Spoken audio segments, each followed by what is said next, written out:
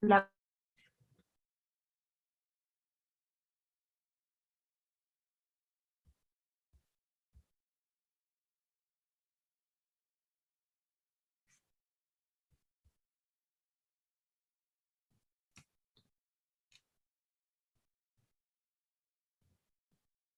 o sea, no es complejo el tema, entonces por ahí son cosas que re pueden leerlas y aprenderlas fácilmente. Entonces por ahí estaba bueno, y que encima me dieron la recomendación ustedes, de que por ahí lo viéramos un poco más asociados a casos o algo que puedan relacionar ustedes, que no sé, con el simple libro, sí, perfecto, tienen la teoría, pero por ahí después viene una persona a hacer una pregunta y como que, bueno, todos pasamos por eso y se nos complica. Así que bueno, la idea es como ir explicando un poco por arriba o decir por ahí algunas cosas específicas, pero después charlar y debatir un poco más algunas dudas que por ahí son recurrentes. Si se les ocurren algunas cosas, quieren comentar otras, corregirme, aportar, lo que sea, bienvenido sea. Bueno, arrancamos nomás. Bueno, decidí arrancar por el sistema reproductor masculino porque es como el que se corta ahí, que es fácil, sencillito y que ya después no lo vamos a asociar a más nada, para después seguir con todo lo que sigue de mujer, fertilidad, embarazo, demás. Bueno, ¿se ve acá que muevo como la flechita o tengo que poner como algún puntero? No, se ve ahí. Ah, perfecto, gracias. Bueno, perdón, se escucha mucho el lío, justo empezaron a ladrar todos los perros. Bueno, esto es más o menos para que repasemos un poco, bueno, la anatomía masculina, para recordar después cómo es todo el proceso que va a venir con la espermatogénesis.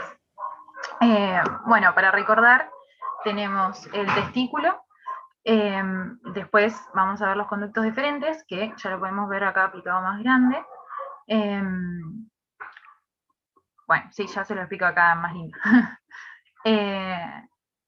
Ay, perdonen, se me salió, se me apareció alguien que quería unirse y se me salió la publicación. Bueno, empiezo. Bueno, estamos en los testículos.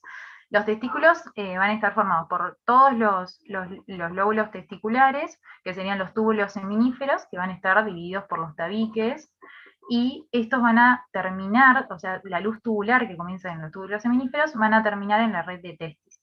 Que estos, o sea, la red de testis, que estos van a desembocar en el epididimo, que tiene distintas zonas, cabeza, cuerpo y cola, que bueno, después vamos a ir viendo las diferentes funciones.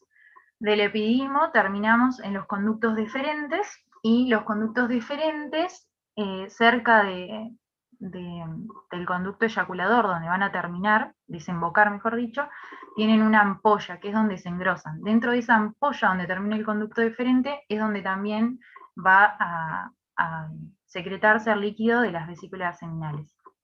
Entonces, lo que venga de los conductos deferentes más lo de las glándulas, lo de la vesícula seminal, van a drenar por el conducto eyaculador, que este va a discurrir por dentro de la próstata, como se ve acá, por ahí acá se diluye un poquito más lindo.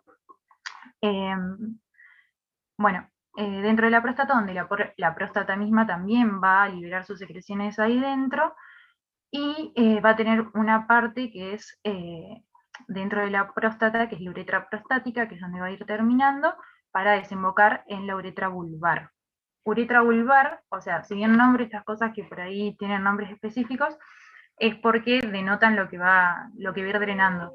Acá vamos a encontrar también las glándulas vulvares, que también son importantes en el sistema reproductor masculino, porque es lo que nos van a ayudar, también les podamos saber, en la secreción de moco y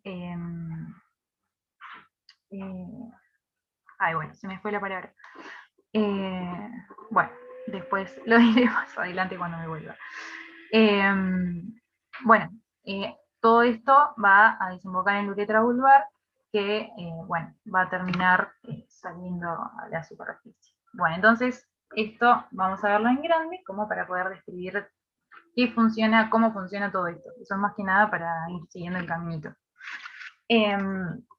Bueno, todo va a comenzar en el testículo, como veníamos hoy. Esto lo agrandé, lo puse acá para verlo mejor, en los túbulos seminíferos. El túbulo seminífero tiene bueno, el epitelio propio del túbulo, que van a ser las células de Sertoli, y la luz tubular, que es lo que va a ir drenando hasta la red de Testi y epidimo, que es el centro.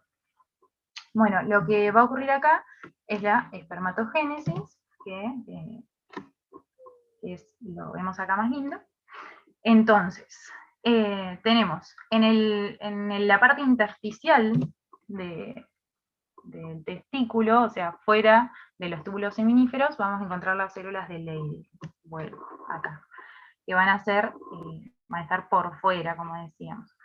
Y bueno, tenemos como la membrana basal y las células de Sertoli, que, bueno, voy a ir de atrás para adelante porque por ahí se ve la diferencia en el dibujo de atrás, las células de Sertoli se ven más lindas, como diferenciadas.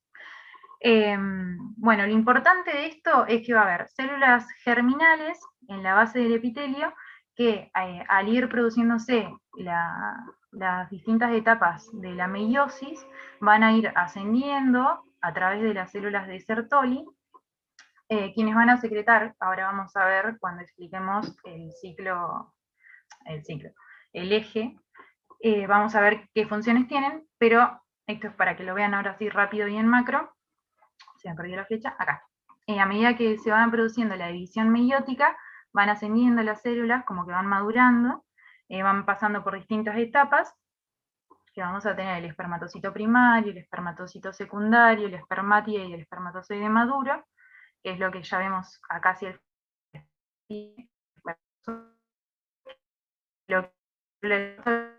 todo lo que va a esperar va a plasma para tener espermatozoide que luego conocemos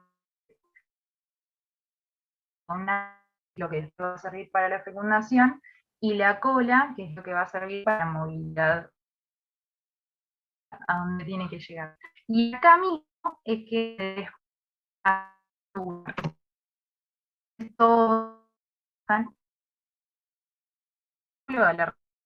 y quería hacer una rotación acá. Bueno, acá por ahí se ve mejor, ven que se ve bien la célula de Sertoli, de cómo irían avanzando las espermatogonias, bueno, que van cambiando su nombre a lo largo de ir madurando o creciendo, y ellas mismas, las células de Sertoli, que van degradando todo su citoplasma y liberando todo lo que necesitan para crecer, que ahora lo vamos a ver. Bueno, como para aprovechar el dibujito que ya está acá, lo que vamos a decir solo de los espermatozoides es que luego van a quedarse aproximadamente, no es que ese espermatozoide sale hacia la luz tubular y ya está maduro y con funcionamiento, o sea, listo para cumplir su función, sino que tiene que quedarse en el epididimo hasta 24 horas aproximadamente, donde va a alcanzar todo lo que necesita para poder después movilizarse y fecundar. Mi gato acá, así que también si lo escuchan. Bueno, seguimos. Ahora sí vamos a explicar el eje y bueno, vamos a ir diciendo ahí un poco más de datos. Lo bueno del eje, como para que tengan en consideración, es que el eje femenino y masculino son prácticamente iguales. Si bien va a cambiar las células y todo, como lo que voy a explicar ahora, bueno, nada, van a estar implicadas casi las mismas hormonas, entonces si se olvidan de uno, podrían recordar cómo es el funcionamiento del otro y asociarlos. Lo que voy a decir antes de explicar el eje masculino es como una aclaración que supongo que la vieron cuando vieron crecimiento y desarrollo, porque en general lo dan en los powers, que existe, o sea, hay dos diferencias, una que sería como el cerebro masculino, que es diferente del cerebro femenino, porque el cerebro masculino tiene liberación como tónica o todo el tiempo de GnRH, a diferencia de la mujer, que tiene liberación pulsátil de GnRH. Es decir, se liberan según el momento del ciclo y el horario del día, porque después vamos a ver que también está relacionado con otros núcleos y ejes, pero más o menos en la mujer se liberan de manera como a pulso circorario, se dice, que tienen pulsos de 60 a 90 minutos que se va liberando la GnRH. Bueno, a diferencia de masculino. Bueno, entonces, haciendo esta aclaración, empezamos con esto. El hipotálamo va a liberar GnRH, que va a ser foco en la hipófisis anterior, y en la hipófisis anterior se va a liberar LH y FSH. La LH va a estimular a las células de Leydig, que dijimos que eran las células intersticiales, a la liberación, o sea, a la producción y a la liberación de andrógenos. Estos andrógenos van a pasar a través de los epitelios y llegar a las células de Sertoli. Y las células de Sertoli, ¿qué van a hacer con los andrógenos? Primero que tienen una proteína ligadora de andrógenos, que justamente que permite la unión de este andrógeno, que va a ser testosterona después, para que se una esta proteína y pueda cumplir sus funciones en el resto del sistema. A su vez, con los andrógenos, las células de Sertoli van a formar estrógenos.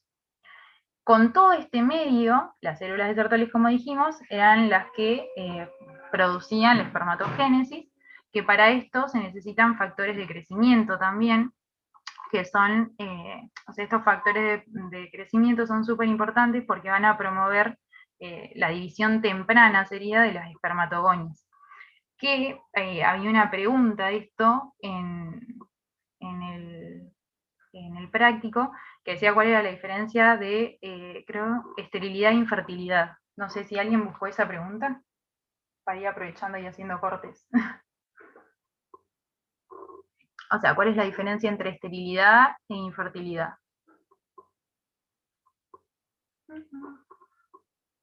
O los que les parezca, o sea, no es necesario que sea una definición de libro.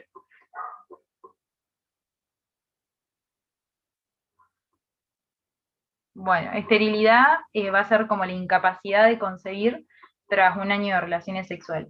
Es decir, llega a la consulta a un paciente que dice que no puede tener hijos y lo que hace es, se le da un montón de pautas para que desde ahí en más sea como el primer día de que ellos van a estar buscando ese embarazo y que pongan en práctica absolutamente un millón de cosas. O sea, tienen requisitos de tener sexo, por ejemplo, 2 veces por semana, saber cuál es el día de ovulación, ahí aumentar la frecuencia de las relaciones sexuales, etc. Si con todas esas cosas durante un año no logran concebir, se dice que la persona es estéril. En cambio, infertilidad es cuando, o sea, pueden concebir, puede ser que una mujer, o bueno, no, actualmente no necesariamente una mujer, esté gestando y ese producto de la gestación nunca llegue a un feto, a un, sí, a un, ay, se me da la palabra, como un bebé sano que nazca. Entonces, eso es infertilidad, o sea, puede quedarse embarazada, pero que el bebé nunca llegue a ser un bebé sano. Bueno, entonces, los factores de crecimiento en general van a estimular esto, entonces, la división temprana de espermatogonias. Entonces, hay algunas enfermedades que puede hacer que no se secrete bien esta hormona de crecimiento, que falle, como son algunos problemas hipofisiarios, y que entonces la persona sea estéril. Es decir, cuando busque después quedar embarazada, o sea, tener relaciones con una mujer para llevar a cabo un embarazo, no va a poder lograrlo. Bueno, y después se secreta inhibina, que la inhibina es lo que me va a ir inhibiendo el eje, solo a nivel hipofisiario. A su vez, los andrógenos son los que van a inhibir el eje a nivel hipofisiario e hipotalámico. Bueno, acá más o menos tenemos un poco de lo mismo, de cómo es la comunicación, que teníamos en el espacio intersticial las células de Leydig y cómo se van a comunicar con las células de Sertoli. Y que bueno, la LH impacta sobre todo en las células de Leydig para formar testosterona, siempre a partir de colesterol, y estas testosteronas, por aromatasas, se transforma en estradiol, que se libera al medio, acá que son los estrógenos. Y bueno, y las demás cosas que se liberan. Entonces, bueno, esta también era otra pregunta, que es efectos de la testosterona. Todo esto es como bastante de memoria y bastante aplicar un poco lo que venimos estudiando desde primero. Pero bueno, algo para decir es la masculinización del tracto genital y genitales externos, que promueven el descenso de los testículos, promueven el crecimiento y la maduración del sistema reproductor en la pubertad, es esencial para el espermatogénesis, mantiene el tracto reproductor durante la adultez, desarrolla el deseo sexual en la pubertad, controla por retroalimentación la secreción de gonadotrofinas, bueno, todas estas cosas que después las pueden leer.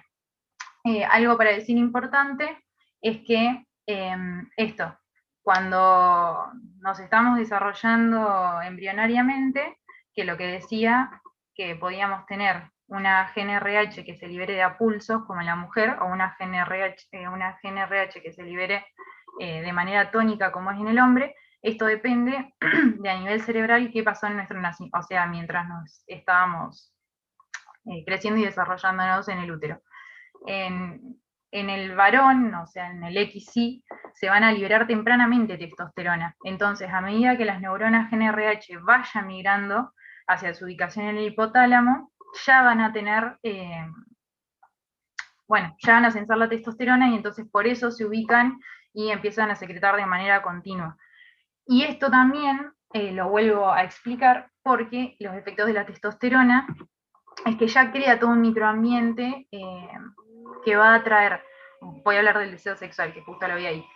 El deseo sexual, por eso también se dice que en el hombre es como más estable, como que siempre puede llegar a tener ganas o deseo sexual, pero en realidad se basa a eso. O sea, cerebralmente siempre van a estar preparados para copular, de hecho, ¿cómo es? Todos los días se van a estar produciendo espermatozoides, a diferencia de lo que se produce en la mujer, que vamos a liberar un óvulo una vez al mes. Bueno, todo esto hace que el hombre físicamente esté siempre preparado para la reproducción, y el efecto que tiene eso sobre el cerebro es esto, ¿no? O sea, sabiendo evolutivamente que puede reproducirse en cualquier momento, el deseo sexual después lo hace la cultura en la que ese hombre nace y se desarrolla. O sea, estoy haciendo un lío tremendo, cuestión que quiero decir que podrían estar todo el tiempo con deseo sexual porque tienen la capacidad de reproducirse en cualquier momento, y que la cultura influye cuando el hombre tiene esos deseos o no, o sea, en lo que enseñan de pequeño. Entonces como súper importante, la cultura en la que el hombre está y que se lleva a cabo en esa cultura, y cuando el hombre siente que, no sé, pueden estar incitándolo a un deseo sexual, como todo eso es aprendido. Pero bueno, lo resalto porque después voy a hacer una pregunta al respecto. Bueno, esperen que no dije algo. Bueno, entonces, ustedes cuando hago así un matete, que me pasa siempre, me paran, me preguntan si algo no me lo entendieron o qué quise decir, o nada, perdón por el desorden. Bueno, entonces, como dijimos, los espermatozoides, guiados por todo este eje que vimos, se van a liberar en el epidimo, donde van a quedarse un tiempo, aproximadamente 24 horas, para tener su capacidad luego de poder movilizarse y poder llegar a fecundar, y se van a almacenar tanto en el epidimo como en los conductos diferentes. Acá se en el epidimo como en los conductos diferentes. Si bien en los conductos diferentes se va a reservar muchísimos más espermatozoides que en el epidimo. Y luego en la eyaculación, para hablar también de semen, que se hablaba un poco en la guía, saber que el epidimo y los conductos diferentes van a aportar mililitros del semen, pero la mayor parte va a estar compuesto por lo de las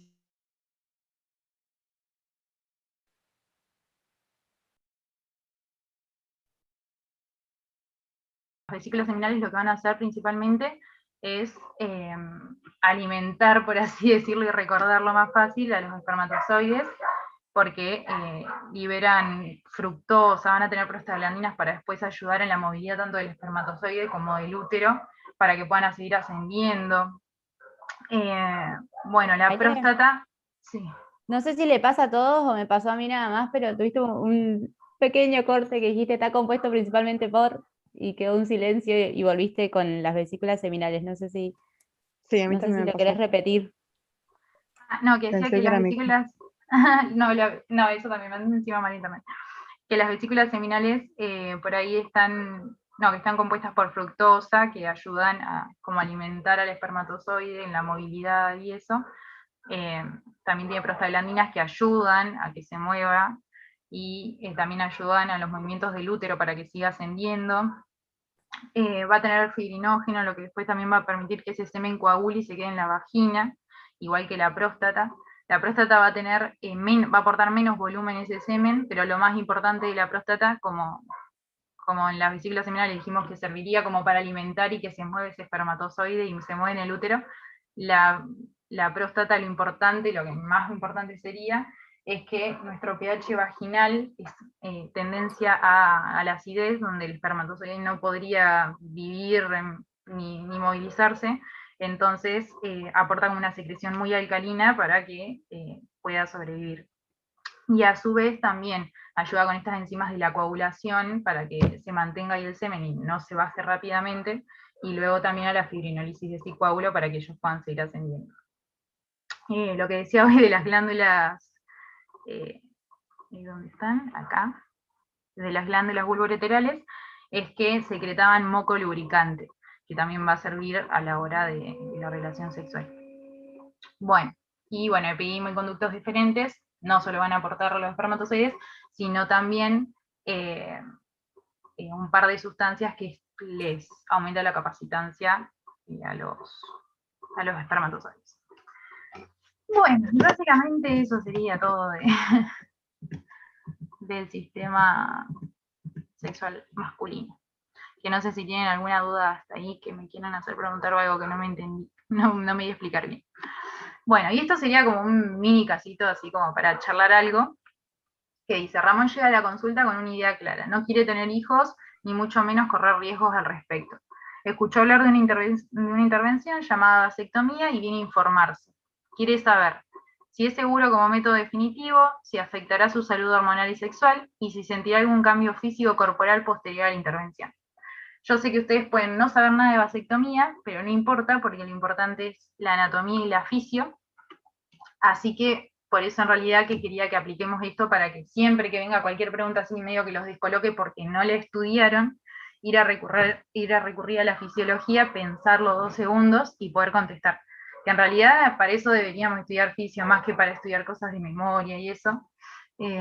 Nada, que nos pueda pensar algún proceso y ya decir, esto debe ser por esto. Así que bueno, en la vasectomía lo único que les aclaro, por si no lo saben, es que se cortan los conductos deferentes. Entonces, si la persona nos viene a preguntar si es un buen método para evitar los embarazos, ¿ustedes qué le dirían? ¿Qué piensan?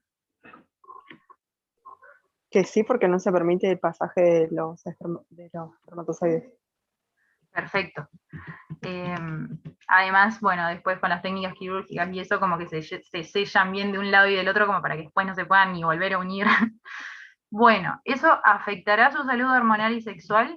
¿Qué opinan? O sea, su líbido, que hablábamos hoy a nivel cerebral de cómo estaba dado y sus... con lo que vimos acá de los efectos de la testosterona, que se puede afectar su físico. ¿Algo de eso se podrá haber afectado? No sé qué dibujito dejarles para que por ahí vean. Creo que no, porque las hormonas se siguen produciendo normalmente. Claro, perfecto. O sea, lo que estamos desconectando es un lado con el otro. O sea que no es que va a dejar de tener testosterona o va a dejar de andar, de funcionar ese ciclo y que él ya, bueno, ciclo que no es ciclo, y que él ya no tenga nada, cambie su cuerpo. Y bueno, esto es lo mismo, si sentirá algún cambio físico corporal posterior a la intervención, es exactamente lo mismo porque es, hablando de la testosterona, no perdería nada, no cambiaría nada. Así que bueno, eso más o menos. Bueno, el sistema También para agregar, Sí. perdón, Aile. No, que justamente, No, o sea, sí, como yo te solamente... aprovecho. Bueno, como solamente interrumpe el paso de los espermatozoides, todo lo que es la secreción por las glándulas, la prostática y las Vesículas seminales, va a seguir, seminales. claro. Entonces el hombre va a seguir eyaculando aunque se haga una vasectomía, no, eso tampoco cambia. Nada más, solo quería agregar. No, perfecto, porque eso lo había puesto en la parte de la pregunta, a ver si cambia algo de lo sexual, era en base a eso, y no había aclarado. Además, eso, que también la erección y todo también entraba en el práctico, no sé si lo habrán visto, que es básicamente porque aumenta el sistema parasimpático y las arteriolas del tejido eréctil se dilatan, entonces llega más sangre y las venas que pasan por el lugar se... no me saldría la palabra, pero bueno, como están aprisionadas, entonces no pueden drenar esa sangre y por eso se produce la erección y con eso la eyaculación que contaba Mari.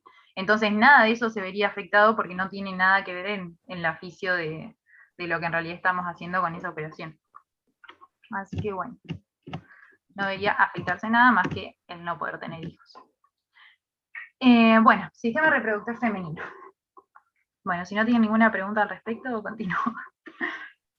Bueno, el sistema reproductor femenino un poco lo mismo. Vagina, cuello uterino, útero, que en general siempre se va hacia anterior, por eso esta forma de la imagen. Las trompas, y que va a estar en relación las trompas, que también tienen distintas porciones, el istmo, la ampolla, el infundíbulo y las fimbrias, van a estar en contacto o muy cercanos al ovario, para cuando una vez que se ovule, las fimbrias con sus movimientos atraerlos hacia el interior de la ampolla, bueno, el infundíbulo y la ampolla tubaria. Bueno, y esto como para verlo un poquito más en macro, lo mismo, de cómo de los folículos primordiales, que ahora vamos a ir viéndolo con el eje y vamos a ir explicando ahí mejor, cómo van a ir progresando en tamaño, en cantidad de líquido, cómo se van a ir modificando esas células, y cuando se llega al folículo de Graf, que es como el folículo maduro, luego se produce la ovulación. Y luego de la ovulación, el resto de las células que quedan, que serían de la teca interna y de la granulosa, van a formar el cuerpo lúteo, y ese cuerpo lúteo va a estar un par de días, entre 10 y 12 días, dependiendo del ciclo de la mujer, liberando estrógenos, progesteronas, prostaglandinas, bueno, después vamos a ver bien qué otras cosas, porque relaxina, oxitocina, y si ve que la fecundación, el producto de la fecundación nunca se dio, se degenera transformándose en un cuerpo albicans. Y bueno, ahí viene la menstruación. Y ahora vemos el eje. Bueno, este eje, como decía, es lo mismo, lo que cambia es que la GnRH es pulsátil, como decía. Se va a liberar cada 60, 90 minutos, dependiendo en qué fase del ciclo estamos, y si es de día, de noche, etc. Bueno, acá entonces igual, se libera GnRH que llega a la hipófisis anterior, en la hipófisis anterior se libera LH y FSH. La LH sería como las células intersticiales, van a hacer foco en las células de la teca, la LH no, donde hacen focos, con los receptores. Bueno, entonces las LH tienen receptores en la célula de la teca va a liberar andrógenos, que estos andrógenos van a ingresar a las células de la granulosa, todo como si fuera en el testículo, de vuelta, Leydig y Sertoli. Una vez en las células de la granulosa, los andrógenos van a formar estrógenos. Bueno, esto después lo vamos a evaluar porque es más cerca del periodo ovulatorio. Y los estrógenos van a tener tanto inhibición a nivel hipofisiario como hipotalámico. Y a su vez la granulosa va a liberar inhibinas o activinas que, dependiendo también el momento del ciclo, que ahora lo vamos a ver, pero solo las inhibinas, igual que en masculino, van a afectar solo la inhibición a nivel hipotalámico, hipofisiario. Entonces, la granulosa inhibe con las inhibinas la hipófisis. Y por medio de los estrógenos, hipófisis, hipotálamo. Ahora, esto así tan sencillito, tiene cambios a lo largo de el ciclo femenino. Un ciclo femenino normal dura aproximadamente 28 días, por eso es que, se me fue la cosa, acá tiene 28 días, en general puede durar 7 días menos, que es normal, o 7 días más, que también es normal. Y después de eso, sí, se encuentra como un ciclo patológico. Otra cosa importante para decir acá, no, la voy a decir después. Bueno, seguimos. Bueno, vamos a empezar acá, por la FSH. Tenemos que en el comienzo cero, cuando está la menstruación, cuando estamos menstruando, empieza a aumentar los niveles de FSH. Como dijimos, la FSH impacta sobre todo en las células de la granulosa, es decir, para la formación del folículo, que en el ovario iba a pasar por estas etapas. Lo que va pasando es que en un comienzo varios folículos primarios se van a activar por esa FSH. Ahora vamos a ver por qué ciclo tras ciclo se van estimulando, entonces algunos van quedando más grandes que otros. Entonces, la FSH va a actuar en aquellos folículos que ya tengan más receptores. Entonces, como dijimos, que la FSH iba a estimular a las células de la granulosa a generar estrógenos, ahí está, a generar estrógenos, ¿qué va pasando? Va aumentando el nivel de estrógenos y hace como una retroalimentación de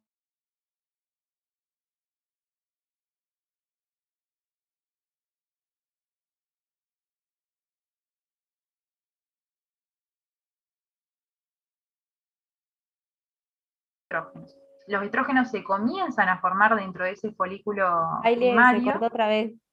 Mi conexión inestable, así que voy a esperar. ¿Se me escucha bien? Ahora Bueno, sí.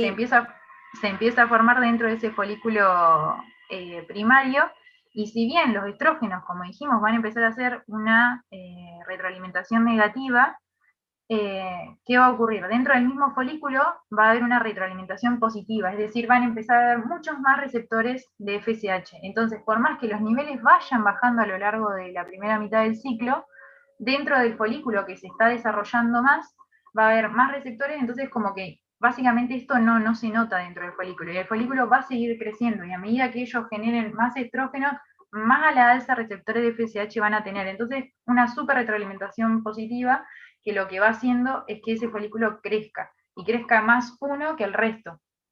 ¿Por qué? Porque si el resto no está generando tantos estrógenos, no va a tener esa retroalimentación positiva, entonces no va a tener tanto receptor para FSH, y entonces ellos sí van a notar que está bajando el FSH y listo, ese folículo no va a poder seguir desarrollándose. En cambio, el que sí empezó a tener grandes concentraciones de estrógeno en su líquido, vamos a volver para acá, en el líquido que comienza a estar dentro y empieza a formar el folículo terciario y después el folículo de Graf,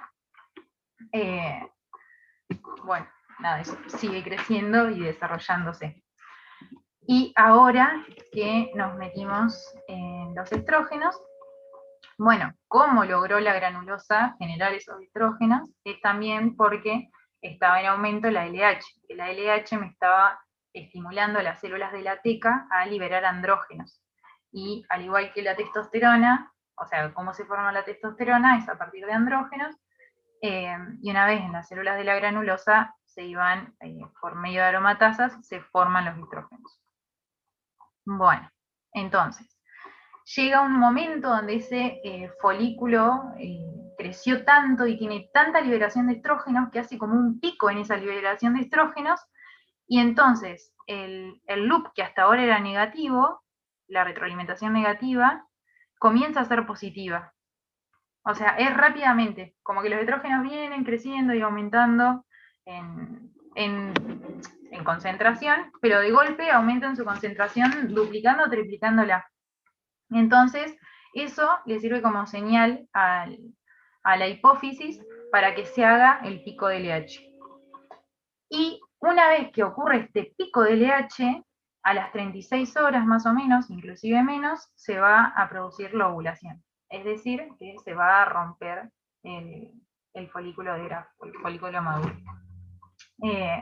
¿Cómo se rompe? Porque empieza a aumentar la presión osmótica dentro del folículo, como eso también tiene tanto líquido, y además se van a secretar prostaglandinas que van a hacer que se contraiga, aumente la movilización de ese folículo, más la presión oncótica aumentada, como que explote y se produzca la ovulación.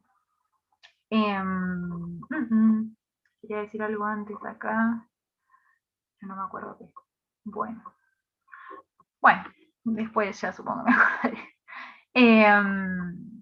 Bueno, entonces, sí, quería aprovechar para decir esto.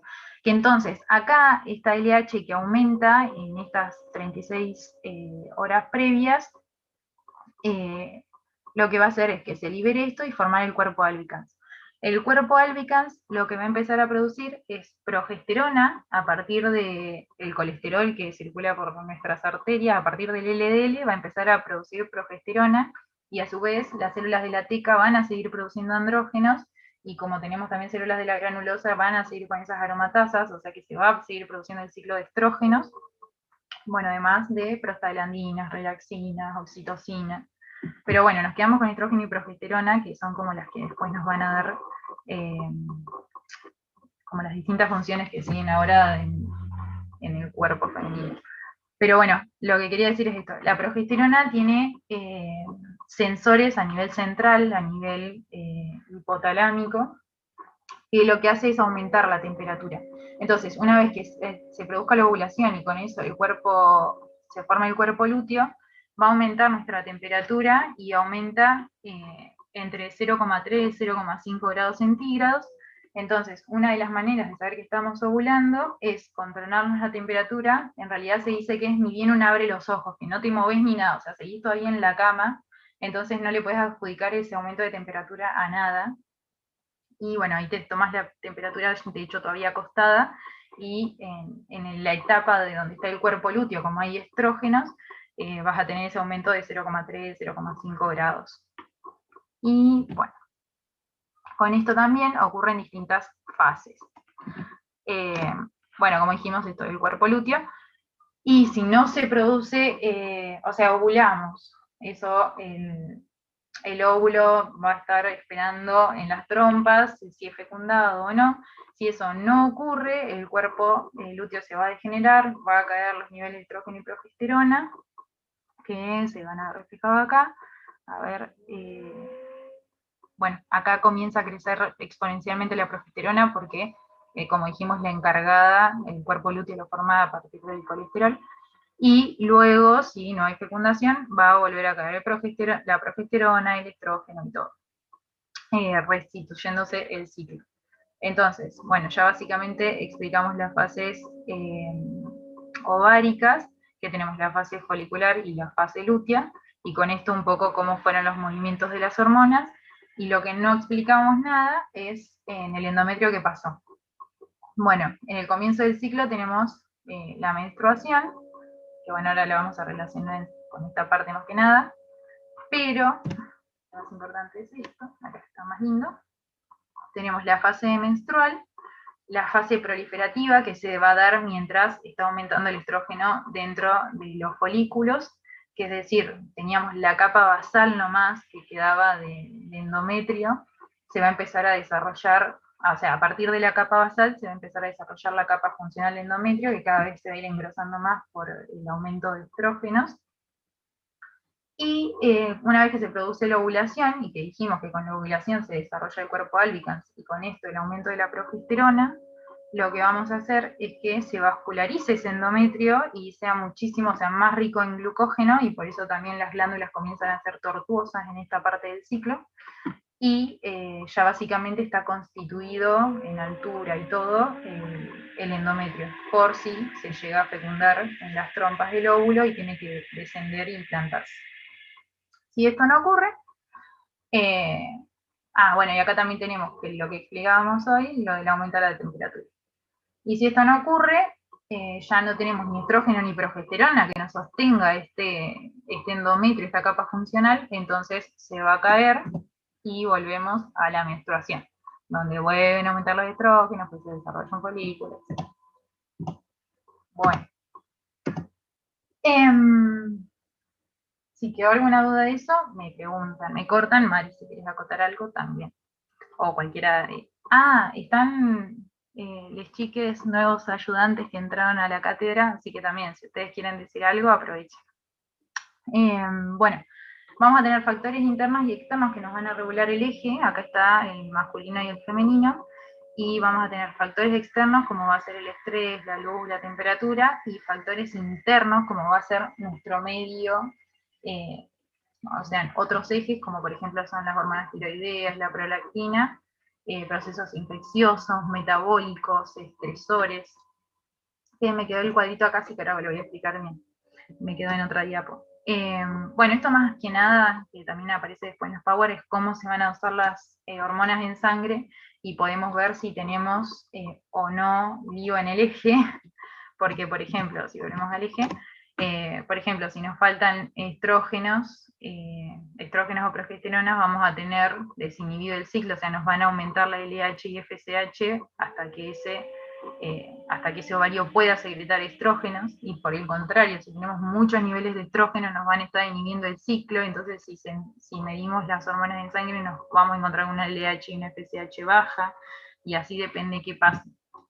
Por eso, ante cualquier desequilibrio del ciclo menstrual se hacen los dosajes de hormonas. Este cuadro, que en realidad debería ir acá, es lo que les quería explicar, que también esto seguramente lo vieron en crecimiento y desarrollo, que en realidad las GNRH no tienen receptores para sensar qué pasa en el medio. Ellas tienen conexión con otras neuronas, que son las quispeptinas, que se encuentran en el núcleo arcuato y paraventricular. Ellas son las que tienen receptores para leptina, para grelina, para los esteroides, y que son las que le comentan todo el tiempo a las neuronas GNRH qué es lo que está pasando en ese medio, y así las estimulan o no para que puedan generar y secretar GNRH. Entonces, este es como un pequeño, o sea, no encontré ningún cuadro que tuviera como todas estas cosas, entonces por eso lo escribí. Que bueno, también después nos sirve a la hora de ver el embarazo de cómo la prolactina inhibe el eje, por eso es que estamos en una menorrea fisiológica y como un anticonceptivo natural sería la prolactina. Pero bueno, también hay otros casos donde la prolactina se eleva por cualquiera de estos estimuladores, o sea, estimulantes, o porque hay algún tumor en la hipófisis y me inhibe también el eje. Bueno, entonces saber eso, que todo el tiempo las quispeptinas están midiendo cómo está nuestro sistema metabólico, estrés, todo, y dependiendo de cómo está nuestro medio interno, es que van a estimular o no a la GNRH. Entonces el ciclo femenino es como muy delicado en ese sentido, porque tiene que, toda la orquesta de hormonas que tenemos y sistema metabólico tiene que funcionar muy bien para que ellas puedan estimular a la GNRH. Entonces cualquier mínimo disturbio se puede ver afectado el ciclo normal. Bueno, y como para nombrarlos nomás,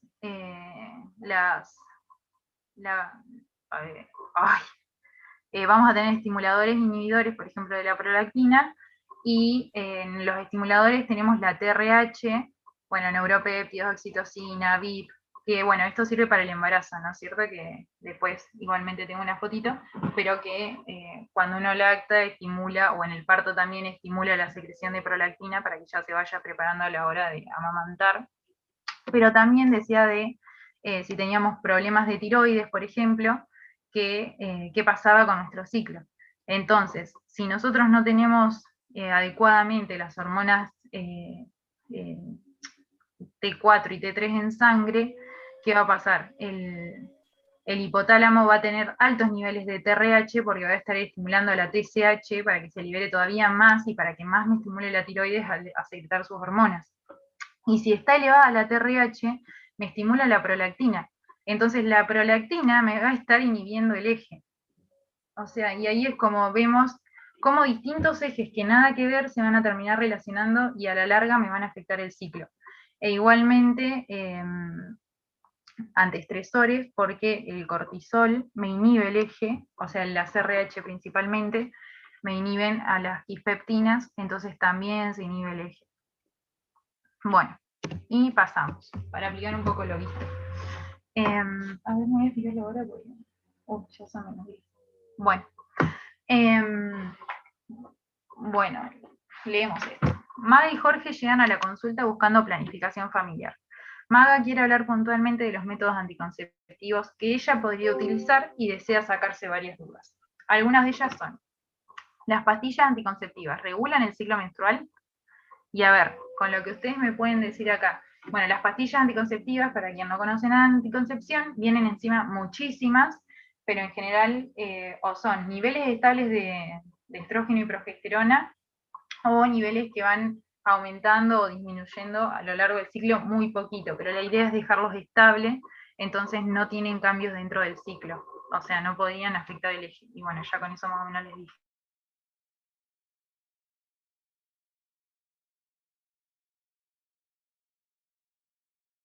La audiencia masculina, en general, cuando recetan pastillas anticonceptivas, que te las dan para aquellas personas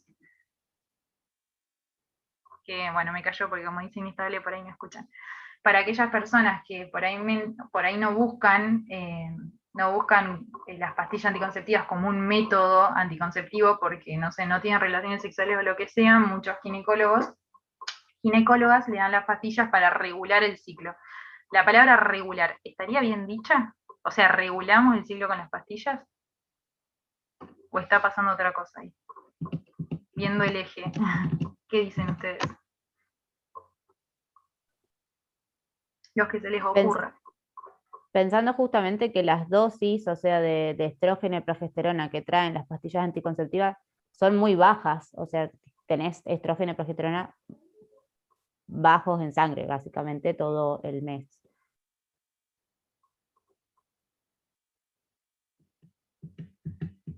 ¿Alguien se puede pensar teniendo los estrógenos bajos, cómo estaría el eje? Eh, no sé si lo regula, pero no lo estimularía a funcionar, digamos. O sea, como una retroalimentación. ¿Querés decir vos, Mari, qué estabas diciendo? No, sí. Claro, o sea, como que en realidad el ciclo tampoco estaría estimulado porque, como vimos, a nivel folicular van aumentando a lo largo del ciclo los estrógenos y es eso lo que pone a la alza regular los distintos receptores dentro del ovario y con eso la respuesta que tiene a nivel hipofisiario. Y en realidad con las dosis que estamos dando ni siquiera estimulamos nada. Entonces, como que regular el ciclo no lo estaría regulando, más bien como inhibiendo de última el ciclo porque no se estaría dando como tal. Entonces, no es que si a vos te funcionaba mal el ciclo, vas a tomar las pastillas y te va a funcionar bien el ciclo. No, o sea, cuando las dejes de tomar vas a seguir teniendo la misma complicación de antes, sino que es que hay que buscar por qué ese ciclo no era el correcto. Y otra cosa que quiero aprovechar acá, que era lo que les quería decir antes, que dije que lo decía más adelante, es que, ¿qué es que un ciclo menstrual sea regular? Muchas veces pensamos que un ciclo menstrual regular es un ciclo de 28 días, o más o menos 7, que dije que es lo normal, y eso no es que una persona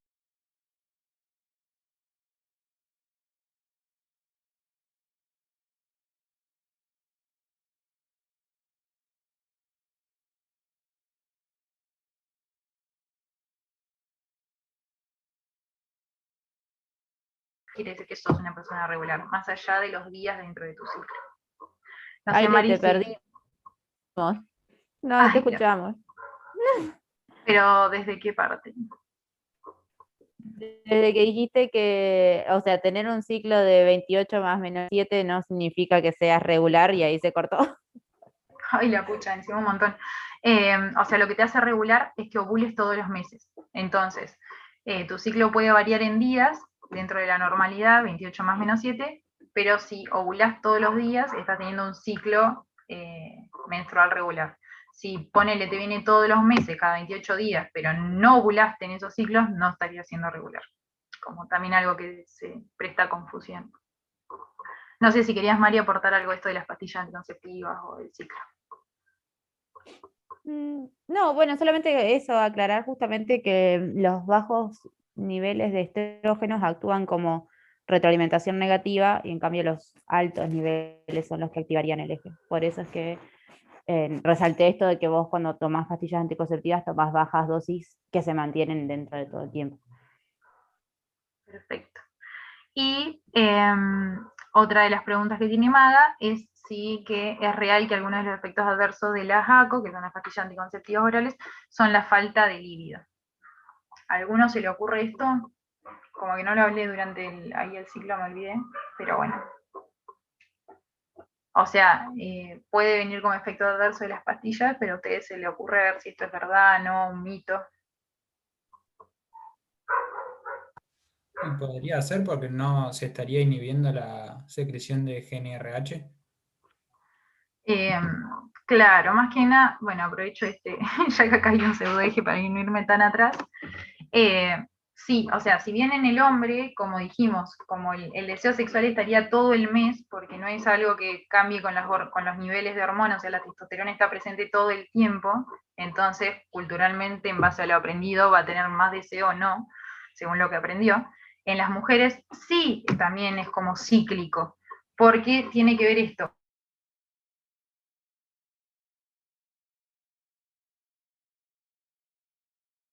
Se cortó de nuevo.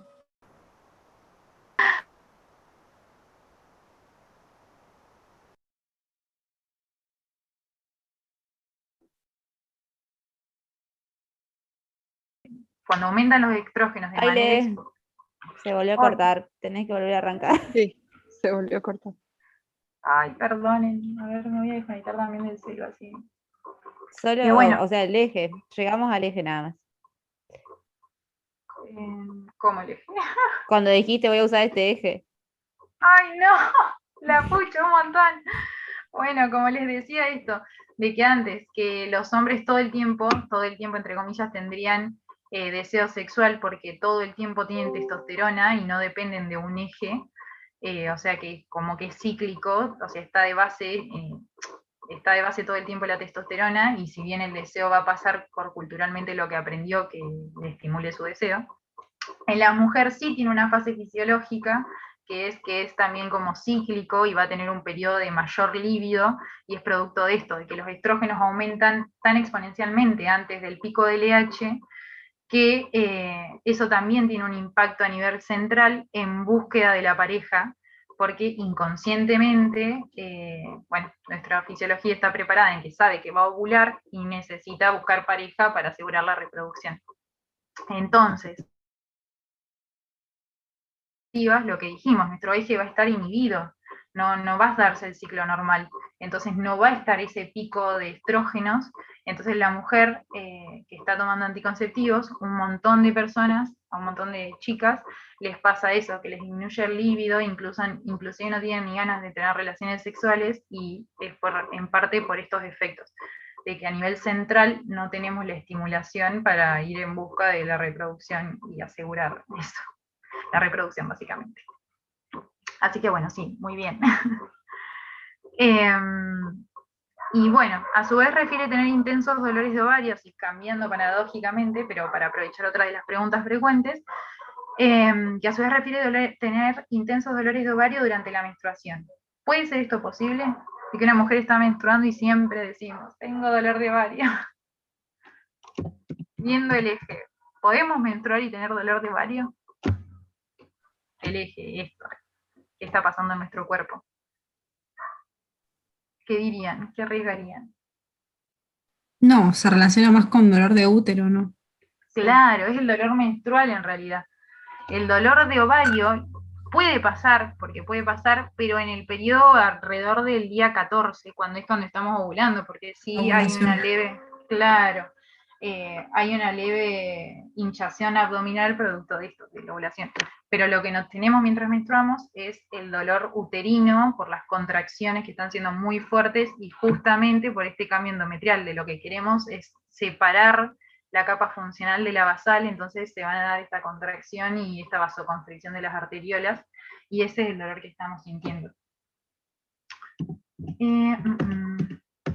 Bueno, y después, bueno, por sus antecedentes prefieren no protegerse con métodos hormonales. Ambos consideran que lo más conveniente es que Jorge utilice preservativo de manera correcta durante el encuentro sexual, más allá de las recomendaciones que se dan para chequear el preservativo después del encuentro. Maga quiere saber si puede, a través de su cuerpo, identificar cambios cíclicos que le sirvan de parámetro para ver que todo va bien. Es decir, que no está ocurriendo un embarazo. Poder identificar, por ejemplo, que todos los meses está ovulando, eso quiere decir que no está teniendo un embarazo más allá de su menstruación. ¿Qué le dirían entonces? ¿Podemos identificar otras cosas en el cuerpo que le permitan evaluar que ese ciclo se sigue dando? Vamos a volver acá por las dudas. ¿Los conocen, cambios si en el no. flujo? Sí, perfecto. Puede ser. ¿Te acordás cómo cambia el flujo o algo de eso? No, la verdad que no. Bueno, hay como principalmente dos tipos de flujo predominantemente, que, bueno, uno se da en la etapa en la que no es fértil, que el moco es más bien opaco, denso, como grumoso, o sea, tiene todas las características de decir, no quiero que avance, no sé, un espermatozoide por acá, porque no se va a dar la fecundación. Y en cambio, en la etapa fértil, como aproximadamente en el día 14, que se puede chequear, o sea, en estos casos se le pide a la mujer que pueda introducir alguno de sus dedos y se puede tomar directamente su moco cervical, o inclusivamente se puede ver en la ropa interior. Y bueno, en el día 14 es más clara de huevo, es un moco bien elástico, que si vos lo agarrás entre los dos dedos y los abrís, se estira, es fluido, transparente. Todas esas características hacen y hablan de que podría subir un espermatozoide, inclusive como que el moco lo recibe y lo deja pasar. Sería. Bueno, y después también tenemos esto, la temperatura que hablábamos hoy, que luego de la ovulación va a aumentar entre 0,3 y 0,5 grados. Y después hay otras que por ahí no son tan fiables, pero bueno, cuando estamos ovulando también aumenta la tensión mamaria. Podemos tener también hinchazón abdominal, por esto que decíamos de la ovulación. Bueno, también como que la vulva se hincha, se engrosan los labios, y podemos tener un pequeño sputting, como sangrado se le llama. Pero bueno, son algunas de las características que son propias del ciclo de todos estos cambios que se están produciendo en la vagina y útero y demás. ¿Quería aclarar algo más? Ah, sí. Que bueno, también cambia el nivel de acidez de la vagina, que en general es bien ácido durante todo el ciclo, y durante la menstruación como que se alcaliniza un poco, entonces también se tienden un poco a las infecciones vaginales en el periodo de menstruación, que inclusive si la infección no es tan grande, por ejemplo hay una cándida, con la clínica típica que da la cándida, si se la aguanta porque no es mucho, en general después esa vagina se vuelve a acidificar y automáticamente aumentan los lactobacillus, justamente por el aumento del ácido, cambian las características de la célula de la vagina. Todo esto lo explico porque también preguntaban qué otras cosas podrían pasar a nivel vaginal ahí en las preguntas.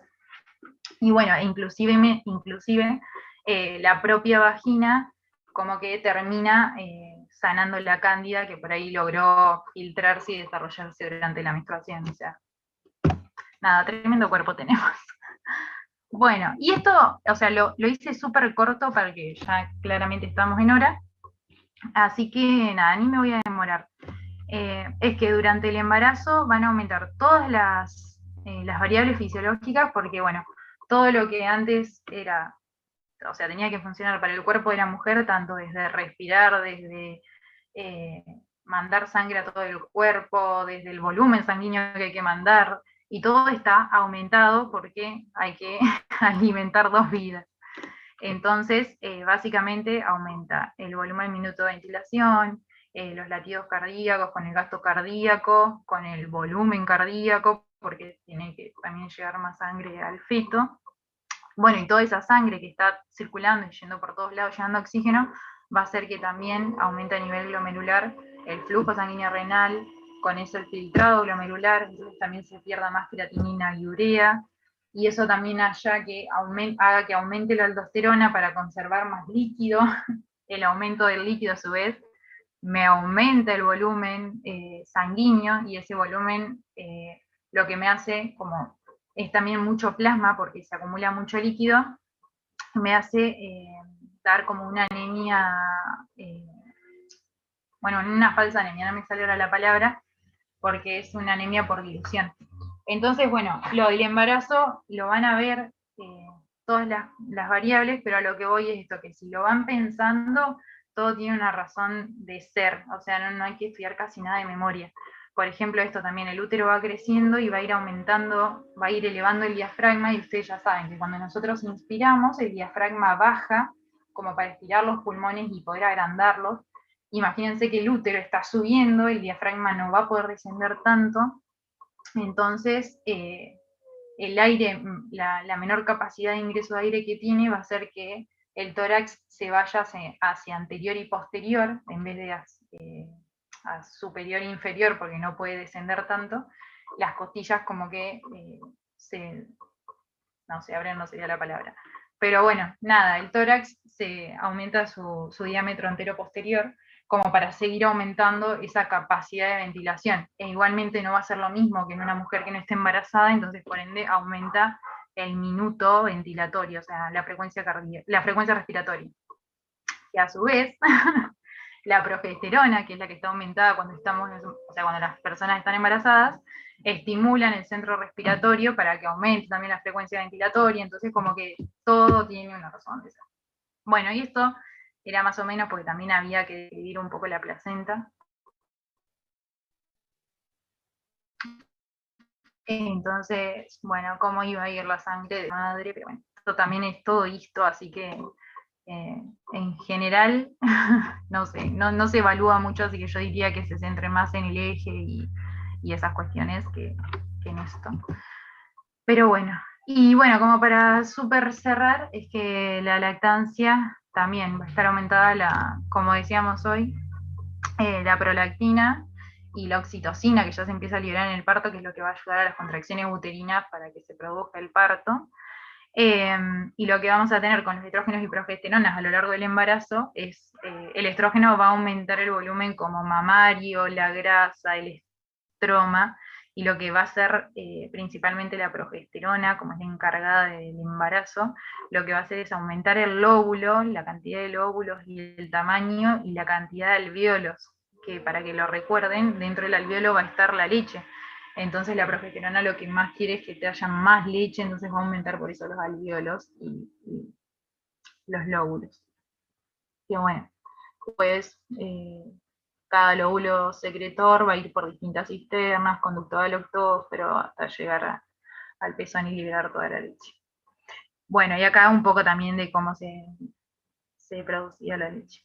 Y bueno, la menopausia, también toda cacheta de loco, es básicamente esto, más o menos recordar cuáles son las funciones de los estrógenos y qué vamos a tener. Que en la menopausia la mujer tuvo una X cantidad de ovulación y cuando ya no tenga más folículos que puedan seguir produciendo estrógenos y por ende seguir estimulando la ovulación, todo eso se va a parar, o sea, el ciclo se va a parar.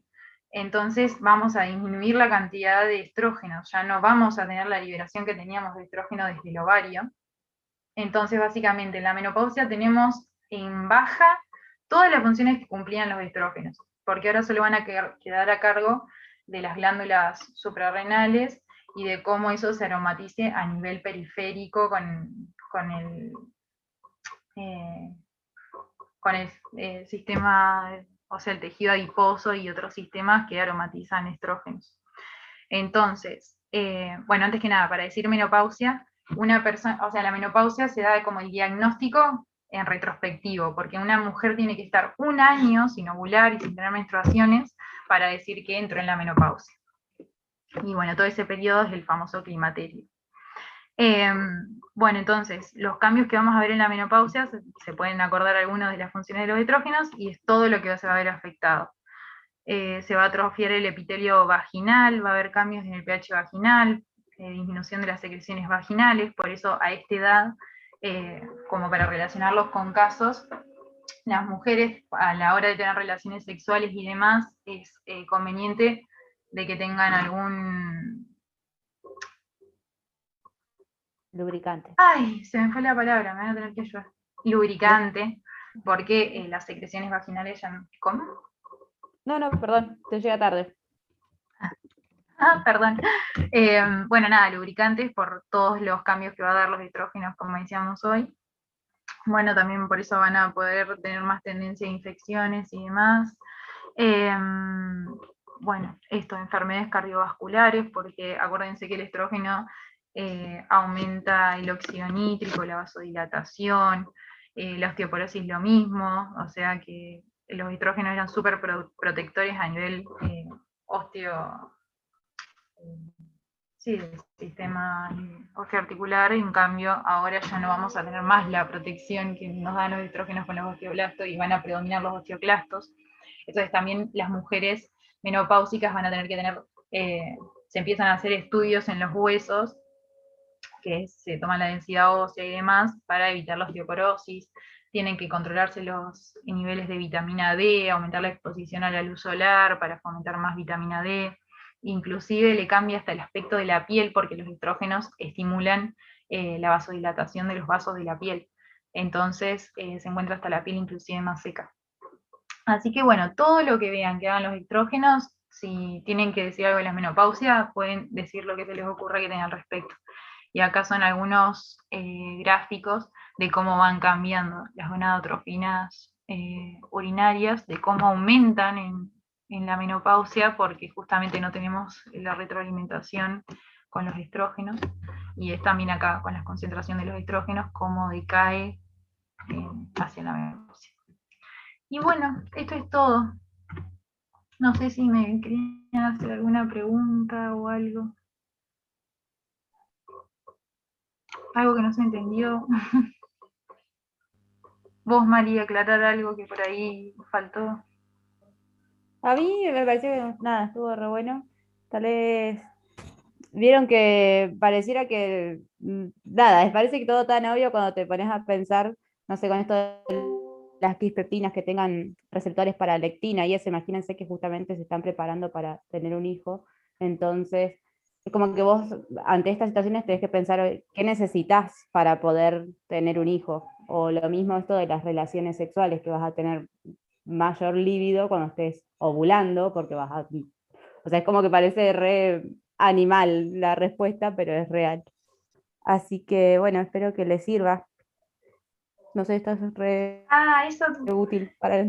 sí, que me hiciste acordar que por ahí re pueden usar, bueno, lo de las quispeptinas, supongo que lo vieron también en crecimiento y desarrollo, que les quería poner un caso al respecto de por qué, por ejemplo, una persona, bueno, lo podemos hacer ahora, o sea, de por qué ustedes imaginan que una persona con un índice de masa corporal menor a 18, que tenga muy bajo peso, no puede activar su ciclo y no tiene ciclos menstruales todavía. ¿Alguien sabe? ¿O me diría por qué? Bueno, en parte es esto, porque justamente como decía Mari, que es todo como tan ancestral de que parece todo muy animal, es que si nuestras quispeptinas no están chequeando que nuestro medio es el óptimo para llevar a cabo un embarazo, directamente ni siquiera activan el ciclo menstrual porque dicen, no vas a poder sostener un embarazo, entonces, ¿para qué querés esto? O sea, que esto funcione. Entonces necesitamos como una X cantidad de reservas energéticas, una X cantidad de carbohidratos, de tejido adiposo, etcétera, que hagan foco sobre las quispeptinas, y las quispeptinas digan, bueno, mira, tenemos el medio óptimo y metabólico y hormonal para que llevar a cabo una reproducción exitosa. Entonces, podemos activar o no a la GnRH. Entonces, cualquier alteración del ciclo también es súper importante, cómo están las reservas energéticas, los alimentos que comemos, qué comemos, cuándo comemos. Así que, nada, cualquier cosa, o sea, esto es la importancia de cómo cualquier cosa puede alterar el ciclo. Eso. Qué bueno. Bueno, chicos, no sé, Ailey, si querés decir algo más. Si no, hasta acá llegamos. No, nada, que muchas gracias por escuchar y perdonen que por ahí se me olvidan algunas cosas.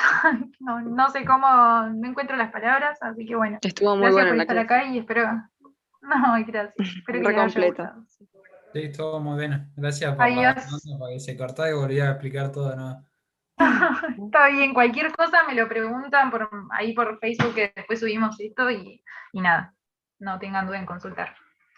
Y bueno, nos vemos pronto. Gracias, chicas. Adiós. Bueno, Adiós. muchas gracias. Nos vemos. No, de nada, chicos.